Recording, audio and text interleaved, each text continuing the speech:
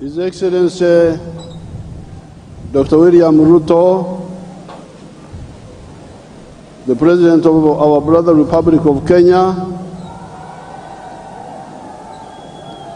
and your delegation, all the other leaders who are here from Uganda, na nyinyi wote Waganda ambao wako hapa,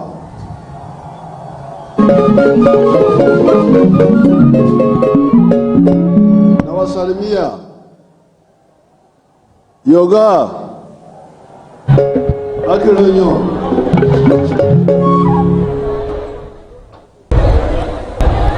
Your Excellency, we are very happy to receive you here today.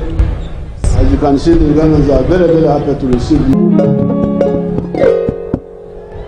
And His Excellency, by some accident or design, he came with something yellow, putting on something yellow.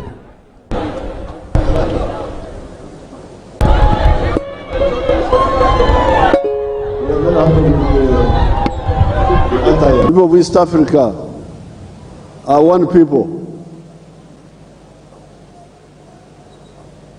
But I will say more. Let me first invite His Excellency to address you, then I will say something at the end. Your Excellency.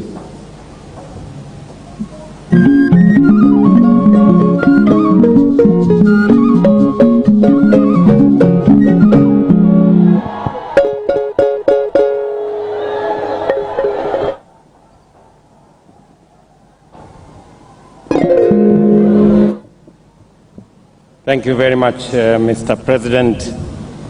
Your Excellency, President Yoweri Museveni, President of the Republic of Uganda. Dr. Narendra Raval Guru, Chairman of Deski Group of Companies. Your Excellencies, ladies and gentlemen, our brothers and sisters, the great people of Uganda, hamjambo.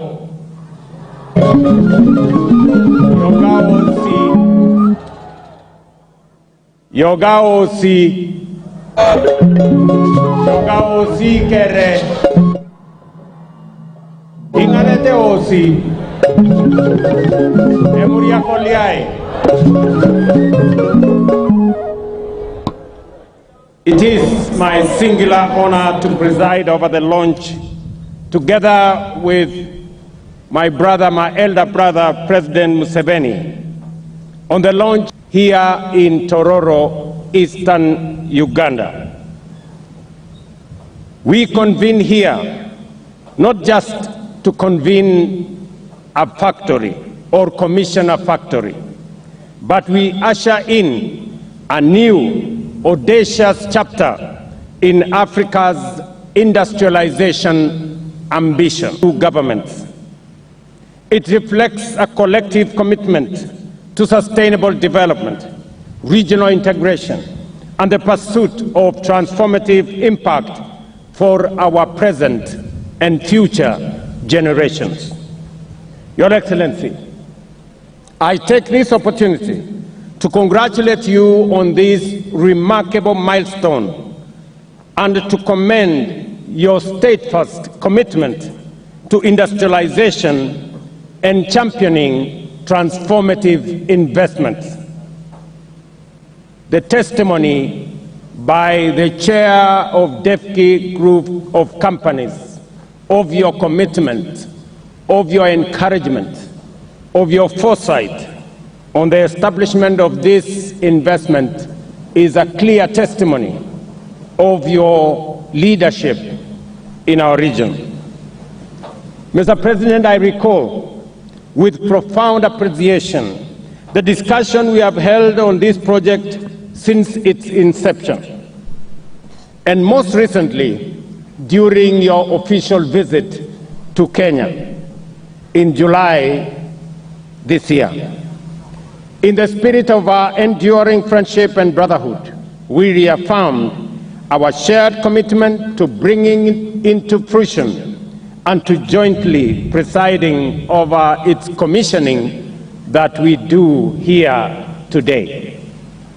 I equally commend my brother and friend, His Excellency Paul Kagame, President of the Republic of Rwanda, whose enduring advocacy for regional integration within the East African community has provided the enabling environment for projects like this one to thrive.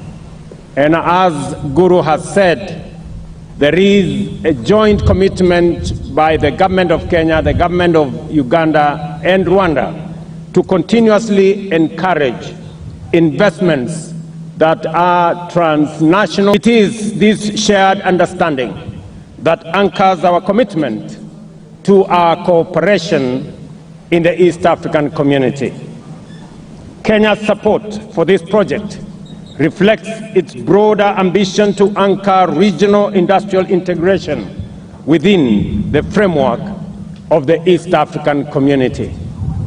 This commitment underpins Kenya's vision of a connected and competitive region where value addition, shared infrastructure, and coordinated industrial policies drive sustainable growth and the transformation of our region. By fostering cross-border collaboration in strategic sectors such as steel manufacturing, Kenya seeks to enhance regional sufficiency, promote intra-Africa trade, and strengthen the foundation for collective prosperity under the East Africa Industrialization Strategy. This project will provide jobs for our young people, build new value chains for small and medium enterprises, and create opportunities that extend far beyond Uganda's borders. Already, the Tororo facility currently employs more than 400 workers, with plans to increase workforce within the company to 20,000 by 2027 across our East African operation, to 20,000 by 2027 across our East African operations. Beyond direct job creation, it will open vast opportunities for companies within the East African community, particularly in transport, in energy, in construction, and service sectors through cross-border supply contracts and strategic joint ventures. I take this opportunity to express Kenya's pride in celebrating in bringing this industry to life. You remember, Mr. President, that when I introduced Dr. Guru to you, I told you that he is a man who keeps his word. I have worked with him in Kenya. He has made huge investments in our country. 2 years ago, I opened a factory in West Pokot where he had invested $400 million. I broke ground a year ago in Taita Taveta, the facility where he had invested $150 million US. In January, we will be launching the largest clinker facility in Kitui County in Kenya, which will also have an investment of $370 million. To say that is to tell the people of this great country that in Dr. Narendra Raval, you have a committed East African, a man who is ready to meet his or to match his word with his deed. He is one person I have told the people of Kenya, and I will tell us as East Africans, that we must first and foremost believe in ourselves. Very few people can invest the kind of investment that Raval is putting in our region. It takes a man with commitment. It takes a patriot. It takes a person who understands that this investment goes beyond profits and money. It goes to the bottom of humanity, creating opportunities for work for millions of young people, creating opportunities for enterprises, micro, small, and medium enterprises, transporters, business people working in the cement and steel industry. It supports, we will get our region to move in the direction that we've always wanted. Excellencies, ladies and gentlemen, the steel sector in Africa has become increasingly pivotal in fueling economic progress throughout the continent, with a strong emphasis on bolstering infrastructure, advancing industrialization, and ensuring and enhancing value-added manufacturing. The industry is instrumental in shaping Africa's economic trajectory. Africa's steel market reached a volume of 39.5 million tons in 2024 and is expected to hit a projected volume of 52 million tons by 2034, driven by bolstering infrastructure and advancing industrialization. Our countries are uniquely positioned to make a considerable leap in the regional and international steel market. The journey towards harnessing our steel production capacity not only highlights our abundant mineral resources, especially in iron ore, but also reflects a shifting policy environment and investment landscape aimed at unlocking these resources. With an estimated 20 to 25 billion tons of proven and probable iron ore reserves, Sub-Saharan Africa possesses rapidly growing domestic demand, but also to position itself as a major global exporter. The establishment of the Tororo steel industry sends a very powerful message that our countries possess both the capacity and the courage to build globally competitive industries. That's the objectives of African free continental area by fostering regional value addition, industrial growth, and sustainable economic integration. I reiterate that we will work together, and this facility that I take a lot of pride in to participate in its launch is not just a Ugandan facility. It is an East African facility.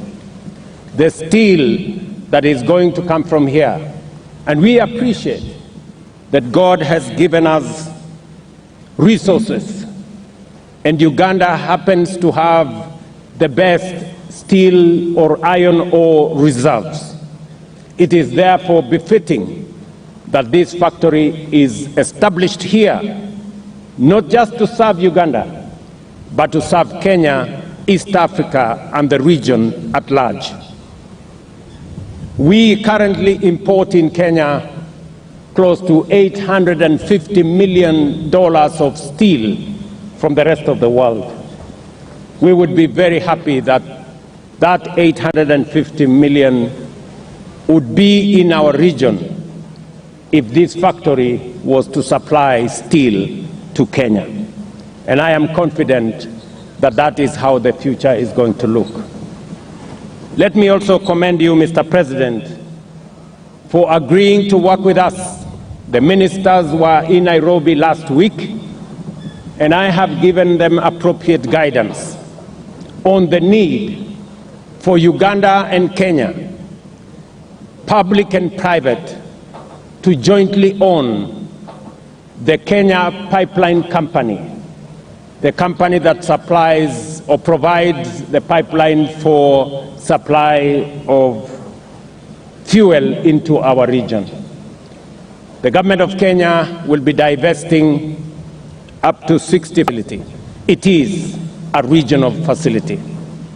Therefore, as the government of Uganda invests in the Kenya Pipeline Company, I want to encourage Ugandans and East Africans to equally invest, because we will make shares available both to public entities, but more importantly, to citizens of our region, so that we can diversify ownership of the facilities that we have in our region. Secondly, Mr. President, let me also reiterate that the joint investment of the pipeline from Eldoret through Kampala to the border with DRC and to Rwanda is an advanced stage. The government of Kenya, we have given approval for our two governments to work together to co-invest in extending that line, that pipeline, so that it can serve East Africa as we jointly own that facility.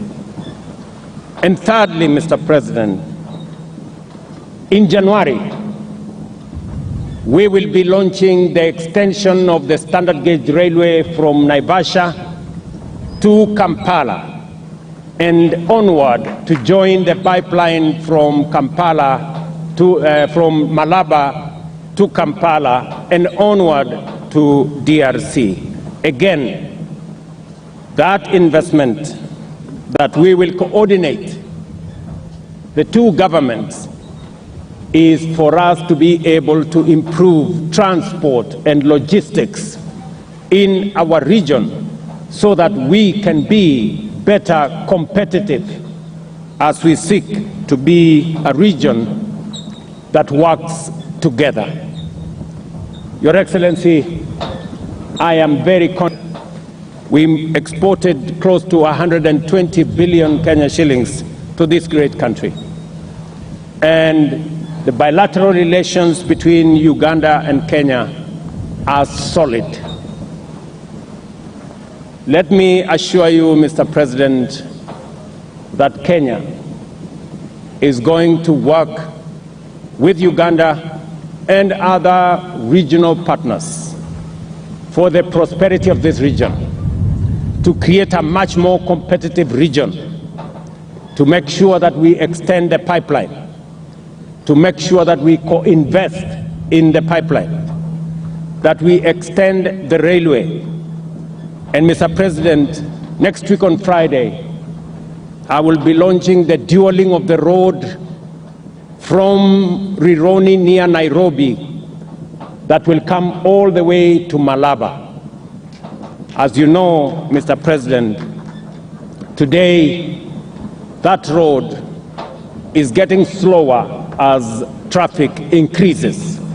And therefore, we have made the strategic decision to create a highway and dual that road so that we can facilitate faster movement of goods, people, and services between Kenya, Uganda, and the rest of the East African hinterland. And so I want to assure you that we are going to work together. And I know people in the journalist space, and it is good I speak about it here, tried to create an impression that Uganda had said something to the effect that they need to access the sea by all means. Let me assure the naysayers that Uganda and Kenya, the sea through Kenya, and that is why we are not only extending the pipeline, we are also extending the road, and we are also extending the railway, because we believe that this region needs to move as one. For those who want to engage us in negative talk, we want to tell them, please give us a break. We do not have time for negative talk. We have time for progress. We want to work together to create jobs. We want to work together to attract investment. We want to work together to do investments like the one I see here today, the ones we are doing in Kenya and doing in the rest of this region. We want to connect this region so that we can share prosperity, because poverty cannot be shared. I reiterate Kenya's readiness to continue working hand in hand with Uganda, Rwanda, and all our East African partners to transform today's milestone into tomorrow's prosperity. Thank you very much, Mr. President, for inviting me to participate with you in this great event. And I want to assure you of the people of Kenya's continued friendship, commitment, and working together for the progress of our region. Thank you very much. God bless you.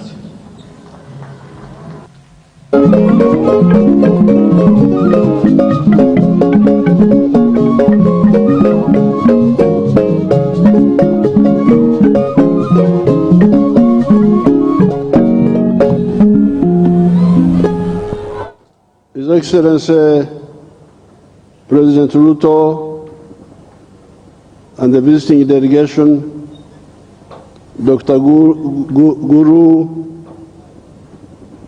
and the other investors, has suffered for the last 500 years. First of all, under the attack of the slave traders and the colonialists. And when we started getting independence, which is 70 years ago, with Ghana, Sudan, we can say that Africa has been betrayed in these 70 years. And it is very important for all the leaders to audit and see what's happening. Just now, I asked my staff here to check on the internet, which you can all do. What is the size of the GDP of the whole of Africa? My girl here checked on the internet. It is $2.8 trillion. The whole of Africa. What is the size of the GDP of USA? 30 trillion. The United States is a quarter of the land area of Africa, and their population is 1/5.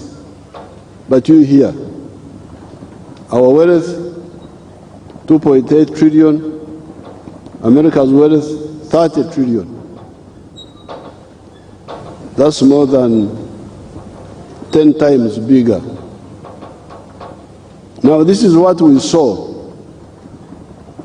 when we were part of the student movement. We put out the 10 points program of the NRM. And point number 5 was pointing to what is the cause of this stagnation of Africa. The cause is the hemorrhage of development energies from Africa to other parts of the world. Especially, initially the export of slaves, because initially slaves were being exported, labor, free labor was being exported. Then later on, now raw materials. So what we are doing here is not just launching a project. It is part of the liberation process of Africa.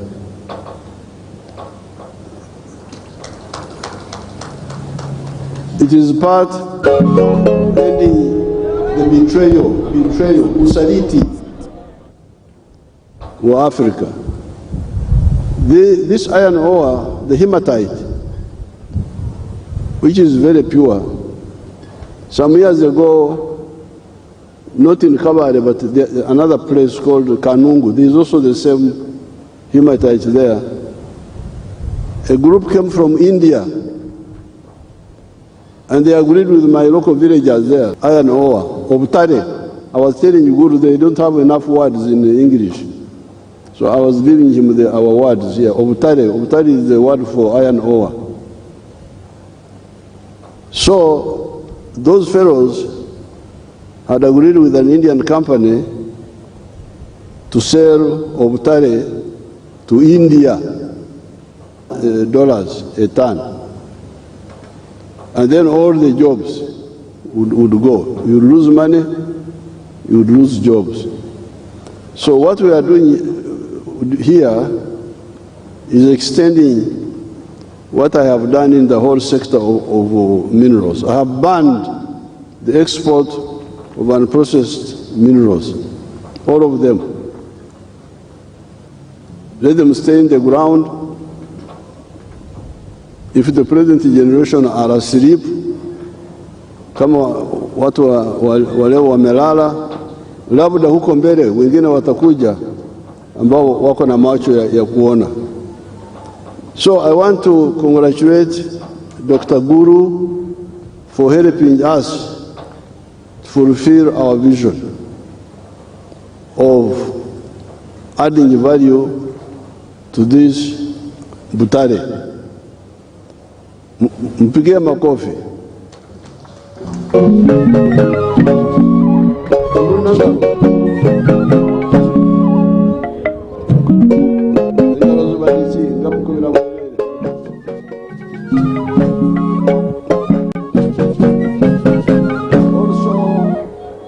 congratulate His Excellency President Ruto for encouraging Mr. Guru to come here.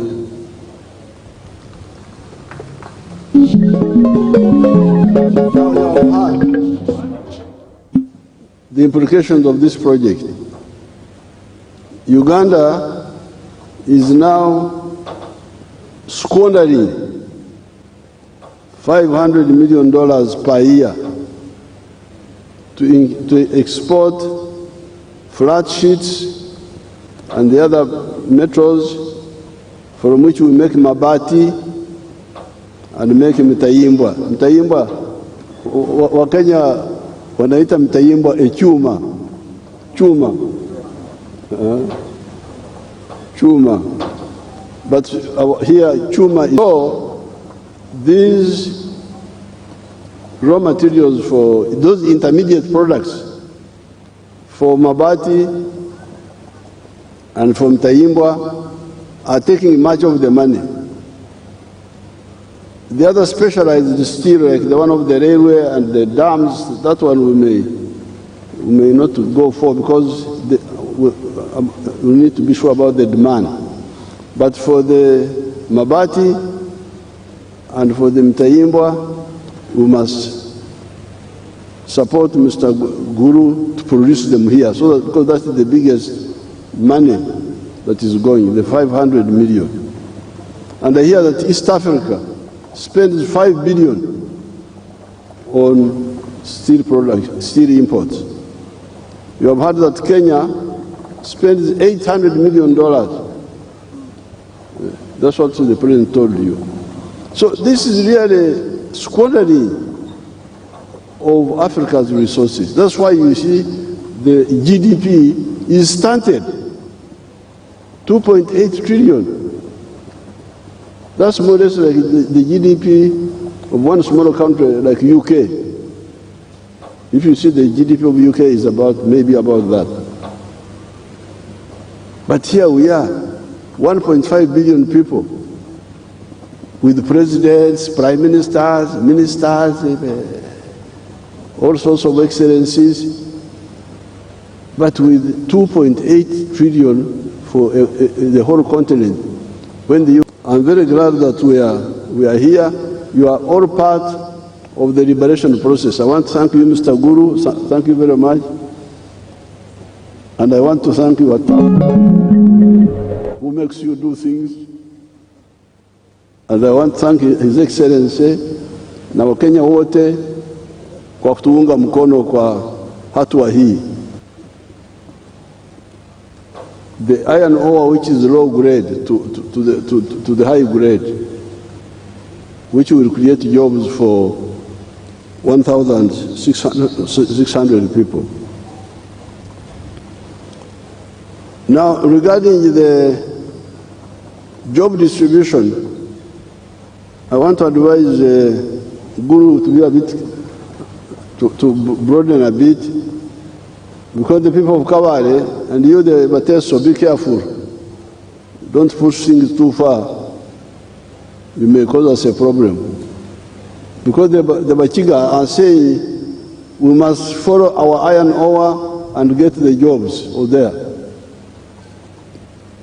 Because the factory is supposed to be in the area, but we put it here, far away from the raw material because of other economic factors.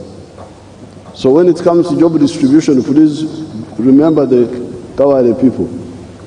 You should sit down, we should sit and talk carefully. Don't run around too much with the Bateso. Be careful. You can cause us a problem. Especially the Kawale group needs to be accommodated. Now this man Guru, these Indians are also very religious people. This is what I normally tell my Christians, my wife and my daughters who are very strong Christians. They say, you people be careful. They say, you people be careful. Don't think you are the only people of God. These Indians, I don't know what God they believe in, but what they do is what God likes. Because what Guru does here, I've got another boy called something. That boy is doing very good things.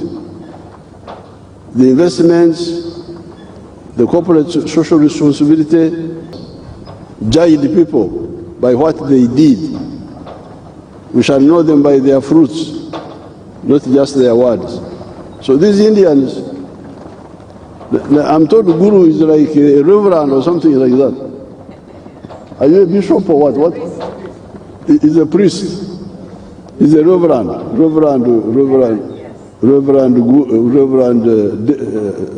Narendra. They are doing a good job, not only in this area, but also in other activities. Now I will support the railway siding to come to the factory. I will support it for sure. And I tell now the Deputy Prime Minister who is here, Rebecca Kadaga, to take it up straight away, how to bring a railway siding to the factory so that the items go from the factory to the railway and go to different parts. Now, what you Africans need to know is the power of the pocket, the purchasing power. You can imagine the money we are giving to foreigners. $500 million a year from Uganda to foreigners. This is a lot of support for them. Kenya, you have had. So if that money remains in our pocket, instead of giving it to others, we shall be much better off. So nobody should tell you that we don't have power. We have power, but we don't use it. The power of the pocket, purchasing power, is power. We have been buying Japanese vehicles ever since 1990. And by the time we came from fighting Yamin, Japanese vehicles had taken over from the British and the German. So I talked to the Japanese, can you come? and assemble your vehicles in Uganda. They were not interested. But now, we are making our own vehicles. Do you have them on the screen? You can show them. If you have them. The Chira motors. You don't have it. But we are making our own vehicles, electric vehicles, buses, other types, from beginning to end. So the Japanese now came and say, I want to assemble. I said, no, sorry, too late. I can't allow you. You lost your chance. Because assembling means you bring the same vehicle, knock down, and you just put it together here. The only saving is like 15%. But this shows you the power of the pocket. How much has Africa been spending on Japanese vehicles since 1962, when I started seeing these vehicles coming? It is very important that Africans really wake up and know their interests. I want to salute His Excellency Ruto. He's a real Pan-Africanist.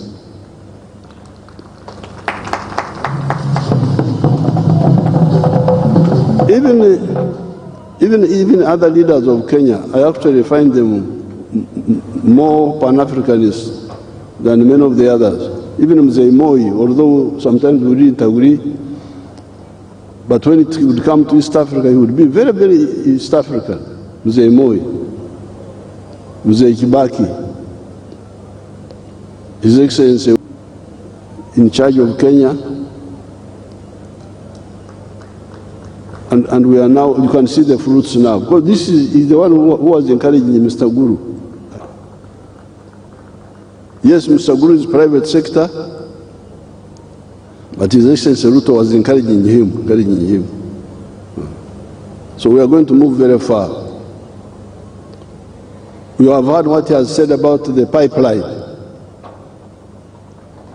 These roads, the transport system is now irrational. We need to rationalize it. Why is it irrational? Barabara, the road, they are small cars. They are railways carrying cargo. They are petrol tankers carrying petrol, all on the road. So we need to disaggregate, separate. Fuel pipeline, toka kwa barabara. You go through the pipeline. Mizigo, gari moshi. Mizigo mikubwa. The train. Barabara, light cargo and passenger. And you heard what he was saying about also the dual carrying the roads instead of just two lanes. So on the pipeline, I thank him and congratulate him. We are going to co-invest in that one together, all the way up to the Congo border, so that we take.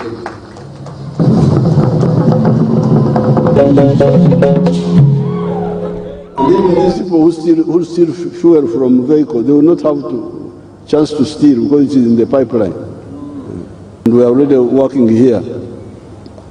So we are going to go up to Kampala, from Kampala to Bwera, Kasese, then to Rwanda, then South Sudan. So the future, what is happening here, shows you that the future is very bright.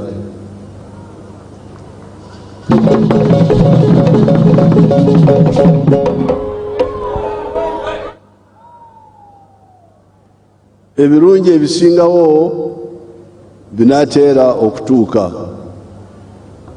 These things are coming on the stream.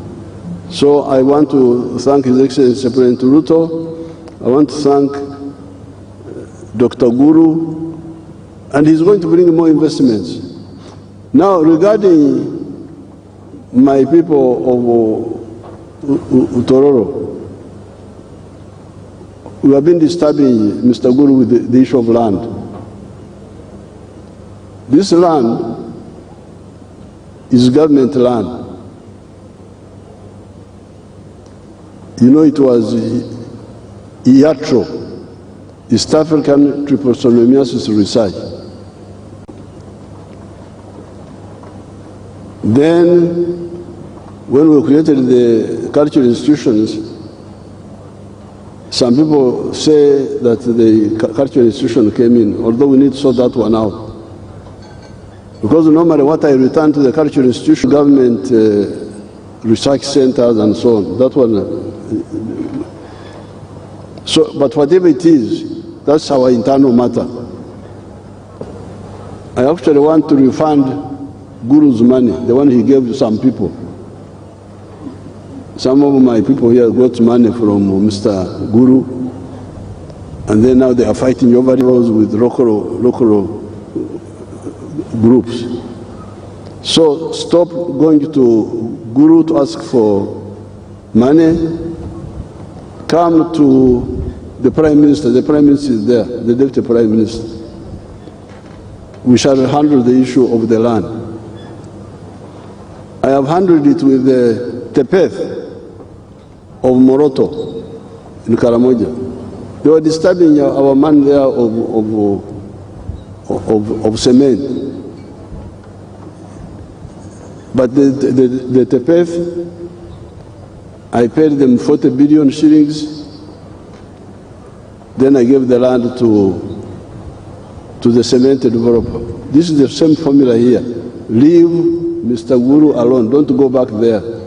Go to the Prime Minister. The land issue is between us, is among us, we Ugandans.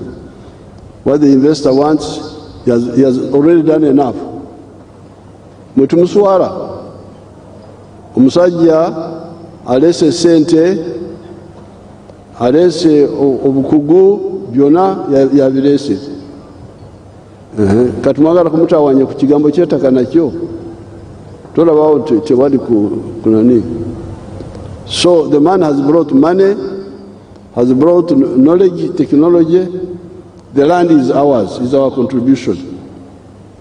I don't want you to give it free, especially if the clan says they had come in. No problem. If you come in, it's our internal matter. We shall sort it out. If you are to be paid, it will be us, government, to pay you. What he wants is land.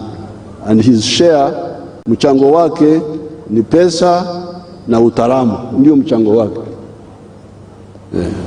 Mambo ya ardhi ya udongo ni jambo, ndio mchango wetu na sisi. The man is going to invest $500 million here.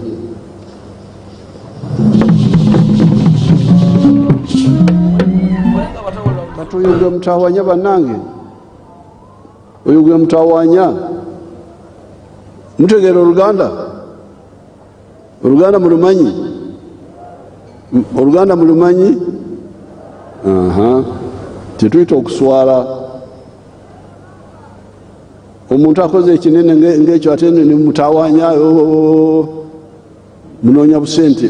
Mugerera gavumenti muve ku bagenyi abazze wano.